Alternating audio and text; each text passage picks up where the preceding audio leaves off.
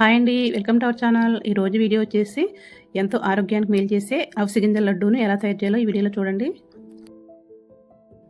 ఈ flax seeds laddu రోజుకొకటి తినడం వల్ల రక్తహీనత తగ్గుతుంది, అలాగే ఎముక బలం కూడా పెరుగుతుంది. నడుము నొప్పులు, కాళ్ళు నొప్పులు ఉంటూ ఉంటాయి కదా, 30+ వచ్చేసరికి అలాంటి వాళ్ళకి చాలా బెనిఫిట్స్ ఉంటుంది ఈ లడ్డు తినడం వల్ల. మన ఆడవాళ్ళకి 30+ వచ్చేసరికి ఎముక బలం తగ్గిపోతూ ఉంటుంది. దానికోసం మనం ఈ రోజుకు ఒక లడ్డు చేసుకుని తిన్నట్లయితే కనుక మనకి ఎముక బలం అనేది పెరుగుతుంది. కాళ్ళు నొప్పులు, మొక్కల నొప్పులు లేకుండా ఉంటాయి.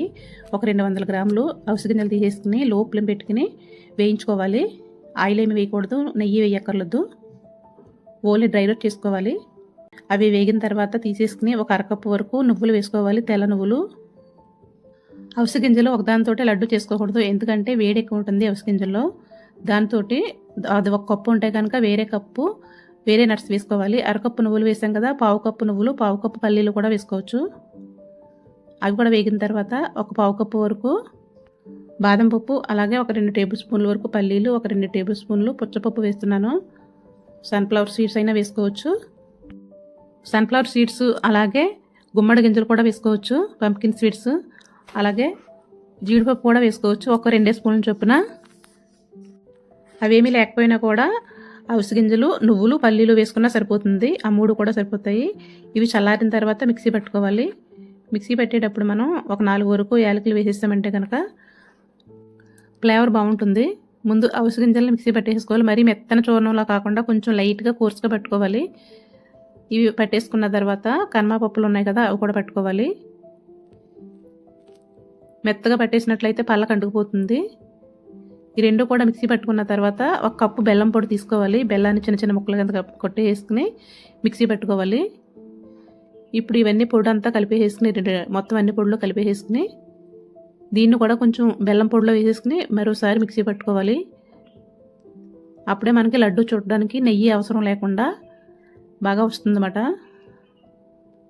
నెయ్యి వేసుకున్నా పర్వాలేదు, వేసుకోకపోయినా పర్వాలేదు, ఒక 2 స్పూన్లు వేసుకుంటే టేస్ట్ అనేది బాగుంటుంది. ఎక్కువ నెయ్యి అవసరం లేకుండా మనకి లడ్డు చుట్టడానికి వచ్చేస్తుంది ఈ విధంగా చేస్తే కనుక.